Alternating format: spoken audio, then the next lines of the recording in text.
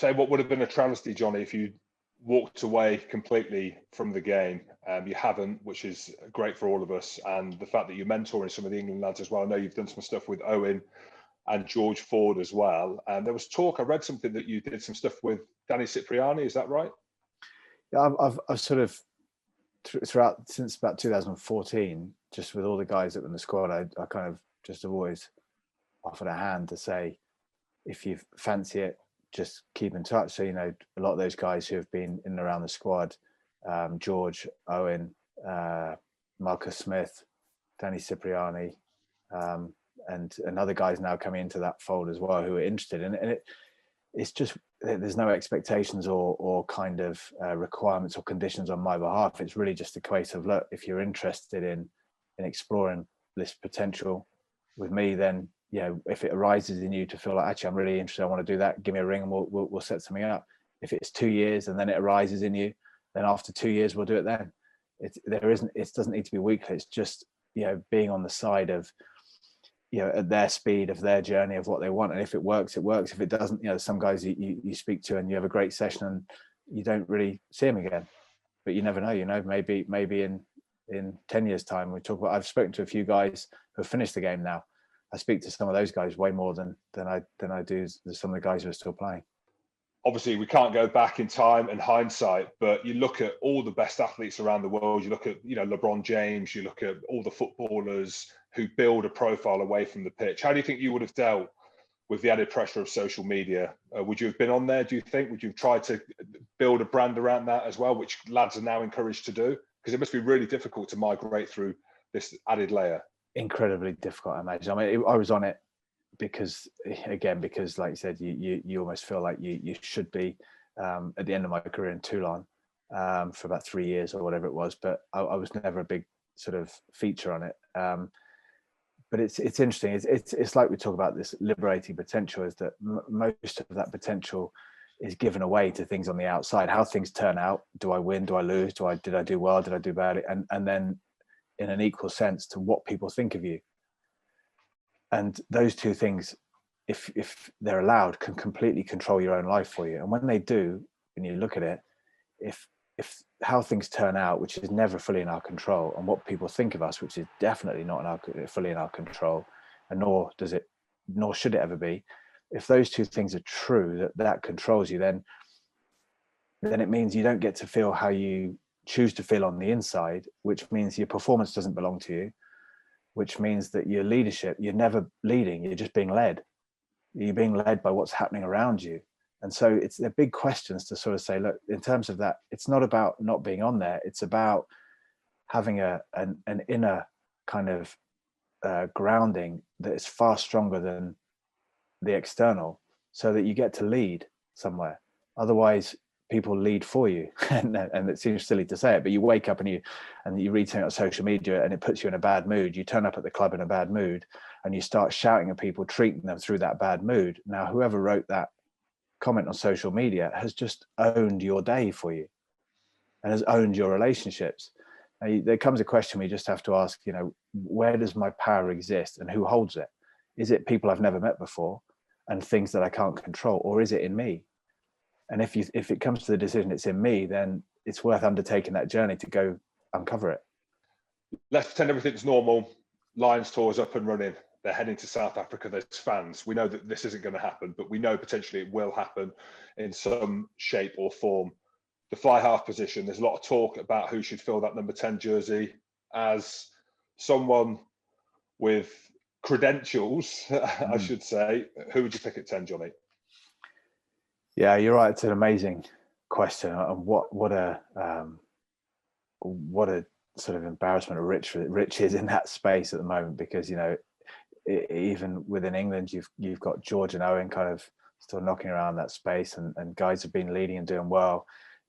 You've got historically, in terms of real consistency over the last few, 5 years or whatever, you've got the likes of Johnny Sexton in there for sure. You know, has a real quality. You saw Owen and Johnny Sexton the previous Lions tour doing what they did to that Lions team against a team like New Zealand in the form they're in. I mean, that's hard to question those kind of credentials. Dan Biggar and then Finn Russell. You know, you're like, geez, this Finn Russell and those guys they're game winners, and they're probably some of the most exciting talent out there, let alone not just to fly half, but in the world of rugby.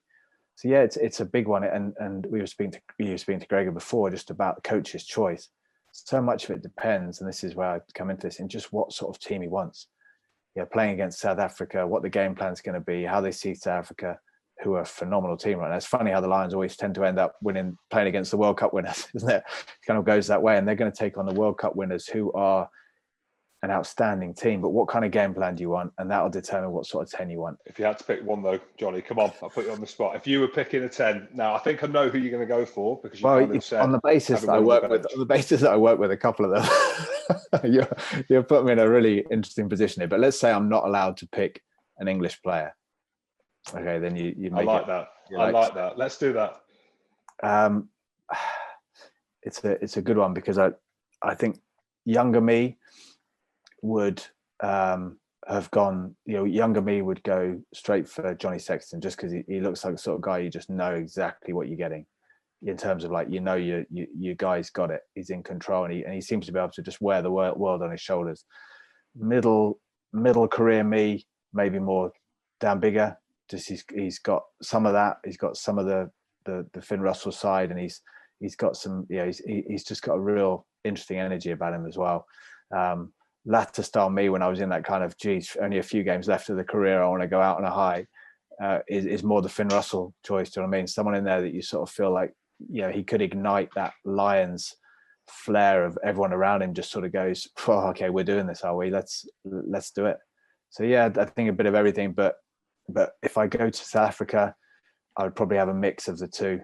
So it'd probably be, I don't know. Do you know what? I genuinely don't. Last question, Jonny. Very last question. So you're working in the England camp. You're watching a lot of rugby, play fly half at the very highest level, the best who've ever done it. There's a lot of talk around Joe Simmons at Exeter, captain of the team, young lad, double winner. What did a guy like him need to do to break through into that England team? We all know that Owen and George are fantastic players, and they're holding the fort, and it works really well, clearly, at what England have done in recent years. But for someone like Joe Simmons, what does he need to do to break through and get up to the next level? I think two ways I would put this. One is that the most amazing players for me in the game, the ones that I find stand out, the ones that when you see their face or you hear their name, something comes to your mind immediately. Just something which says, this comes to my mind because they are it. Whether it be managing the game, whether it be absolute unstoppable kind of creativity, whether it's the rock solid nature of their dependability, whatever it is, or their kind of ability to come through at the end of games, just something comes up. That's a key thing to have. Do you know what I mean? I wanted to try and be that in every area, was my desire. I wanted to be the guy that you thought of as being able to pass and do this or whatever. But ultimately, when you find a team that needs something from you, you'll go to those things a bit more. But whatever it is, you want to be the embodiment of what that means to someone. So when your name comes out, that's what people think of. And the second thing adjoined to that is, how does that come about? Is that you realize that working on someone else works for no one. Working on yourself works for everyone. And so what I mean by that is what does the coach need from me? I need to go and show him that I'm doing this and show him that I'm doing that. It doesn't work. You're working on someone else. The most inspiring thing for a coach or anyone is to see someone fully engaged in their element and looking like they're in absolute joy. That joyfulness isn't a smile. It's a deep engagement in what they're doing. And it's inspiring. And they're not doing it to show you that. When you start trying to inspire someone, it's the least inspiring thing you can do. But when you get busy following your passion, engaging deeply in what you're doing, it's inspiring for everyone. And coaches want to be inspired. I don't think they want to be, in this day and age, I think rugby is looking for that inspirational hit. It's not looking for that dependable or tick in a box. It's looking for that kind of, oh my God, this is the gateway to something that other teams haven't seen before and won't be able to handle. And that's what it is. It's that deep ability to read the game, play it at the last minute, feel it, not go in there with a game plan and tick it off and manage your way through the game as I did for quite a few years, but actually go in there with all that talent and just say, yeah, when the moment comes, I'll unleash whatever it requires. And that's that's something which takes huge confidence, but it also takes the guts and courage to say, this journey of my career is about me. So when it finishes, if I don't play for England, I'll look back and be, it was incredible. Instead of playing for England 50 times and looking back and being like, I never really went for it. And for someone like that, just play your career your way and understand that if you get to play one more game, make it one that you'll sign off on, and do that for the rest of your career, and things will unfold. Jonny, absolutely class, mate. Gentlemen, as always, absolutely loved it as well. Thank you. Good on you. Don't think you'll be getting many drop goals with your new boots, Jonny.